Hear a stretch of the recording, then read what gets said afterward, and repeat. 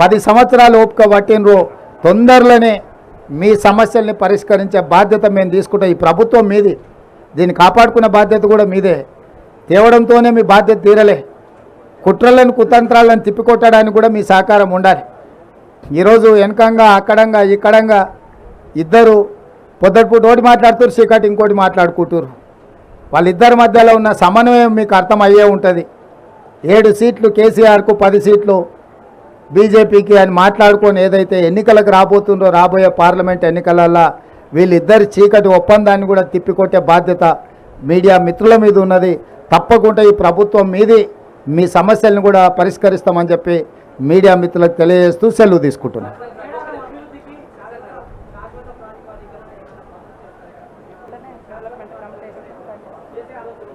తప్పకుండా జాతర అయిపోయిన తర్వాత డెవలప్మెంట్ కోసం మంత్రులతో ఒక కమిటీ వేసి శాశ్వతంగా ఇక్కడ ఏమేమి వసతులు కల్పించాలి, ప్రభుత్వం ఏం నిర్ణయాలు తీసుకోవాలో వాటన్నిటినీ ఆ కమిటీ సూచనల మేరకు ప్రభుత్వం నిధులు కేటాయించి అభివృద్ధి చేయడం జరుగుతుంది. డెఫినెట్గా మంత్రులతో ఒక కమిటీ ఏర్పాటు చేసి సీతక్క ఆలోచనలు, భక్తుల ఆలోచనలు, ఇంకా నిపుణుల ఆలోచనలను కూడా పరిగణలోకి తీసుకొని గిరిజన సంఘాలు, ఆదివాసీ సంఘాలు కూడా ఉన్నాయి. వాళ్ళకు కొన్ని ఇక్కడ ఏది పడితే అది అభివృద్ధి చేయడానికి వాళ్ళ సాంప్రదాయం ప్రకారమే మనం ఇక్కడ అభివృద్ధి కార్యక్రమాలు చేపట్టాలి. వాళ్ళ సాంప్రదాయానికి భంగం కలిగే విధంగా మనం అభివృద్ధి చేయడానికి వీల్లేదు.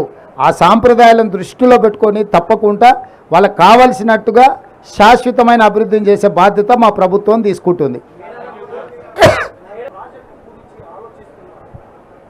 అంటే ఒకటి ఇక్కడ మీరు అర్థం చేసుకోవాల్సింది, మనం చూసి ఒక అంచనాకు వచ్చినాం, కానీ నిపుణుల నివేదిక లేకుండా మనము నిర్ణయాలు తీసుకోలేము. అందుకే స్పష్టంగా రాష్ట్ర ప్రభుత్వము నేషనల్ డ్యామ్ సేఫ్టీ అథారిటీకి మేము లెటర్ రాసినాం. అన్ని డ్యామ్లను మీరు పరిశీలించి నివేదిక ఇవ్వండి.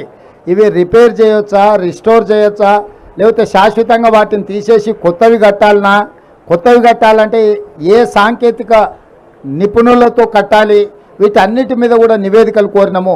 నిన్న మొన్న మీరు అసెంబ్లీలో టీఆర్ఎస్ వాళ్ళ మాటలు చూశారు. మేడిగడ్డలు నీళ్లు నింపి అన్నారంకి ఎత్తిపోయారని. అసలు హరీష్ రావు దూలం లెక్క పెరిగింది, కానీ దూడకున్న బుద్ధి కూడా లేదు. ఇప్పుడు అన్నారం బొక్కవాడు అన్నారం నుంచి నీళ్ళు వచ్చి ఇది కొట్టుకపోతుంది మేడిగడ్డ, మళ్ళా మేడిగడ్డ నుంచి అయితే అన్నారంలో పోయింది అంటుండు. అన్నారంలో ఉన్న నీళ్ళే దానికి మొత్తం లీకేజీలు వచ్చి అది కూలిపోయేటట్టుందని దాంట్లో ఉన్న నీళ్ళు కిందికి వదిలాం. వాళ్ళు మన అసెంబ్లీలో చేసిన వాదన మొత్తం చూడండి. నేను అందుకే చెప్తున్నా, దూలం లెక్క పెరిగితే సరిపోదు, దూడకున్న బుద్ధాన్ని ఉండాలి అని హరీష్ రావుకి చెప్పదలుచుకున్నా. ఈ మేడిగడ్డ కూలింది అని మేడిగడ్డల నీళ్లు తీసేసినాం. ఇప్పుడు అన్నారం కూలేటట్టు ఉందని అన్నారంలో ఉన్న నీళ్ళు తొలగిస్తే మళ్ళీ మేడిగడ్డ లాపంటే ఎత్తి అన్నారంలో పోయాలంట. అసలు ఏమన్నా మెదడు ఉండే ఆలోచన. అందుకే వాళ్ళు ఏందనంటే చేసిన తప్పులను కప్పిపుచ్చుకోవడానికి ఎదురుదాడే ఒక మంచి విధానం అన్నట్టుగా వాళ్ళు ఒక ఆలోచన చేస్తున్నారు. కాబట్టి ఇప్పుడు స్పష్టంగా నిపుణుల నివేదికలు వచ్చిన తర్వాత మీరు చెప్తున్న ప్రతి అంశాన్ని పరిగణలోకి తీసుకుంటాం. ఏదేమైనా మహారాష్ట్ర ప్రభుత్వాన్ని ఒప్పించి తుమ్మిడిహెట్టి దగ్గర పాత ఒరిజినల్గా ఏదైతే డిజైన్ చేసినామో ఆ రోజు అక్కడ అది నిర్మించడం ద్వారా గ్రావిటీ ద్వారా ఎన్ని ఎకరాలకు నీళ్ళు ఇవ్వగలుగుతాం, వాటిని కూడా మా సాగునీటి నిపుణులు ఈరోజు అంచనాలు వేస్తున్నారు. తప్పకుండా వాటి అన్నిటిని దృష్టిలో పెట్టుకొని చేస్తాము. గోదావరి జలాలను పూర్తి స్థాయిలో ఉత్తర తెలంగాణకే కాదు, అవసరమైతే దక్షిణ తెలంగాణ ప్రాంతానికి కూడా నీళ్లను వినియోగించుకోవడానికి కార్యాచరణ చేపడతాము. మేము హడావిడి చేయము, అపర మేధావులం అని మేము చెప్పుకోము. 80,000 పుస్తకాలు చదివినామని అసలే చెప్పం.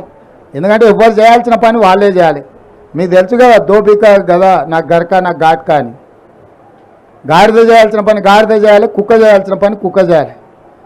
కుక్క పని గాడిద చేసింది అనుకోండి నడ్డి ఉడుగుతుంది. పరిపాలన చేయాల్సింది మనం. నిపుణులు ఇచ్చిన నివేదికల ప్రకారం మనం పరిపాలన చేయాలి. మనమే నిపుణులు అనుకొని అపరమేధావులం అనుకొని చెప్తే మేడిగడ్డలాగా అవుతుంది కథ.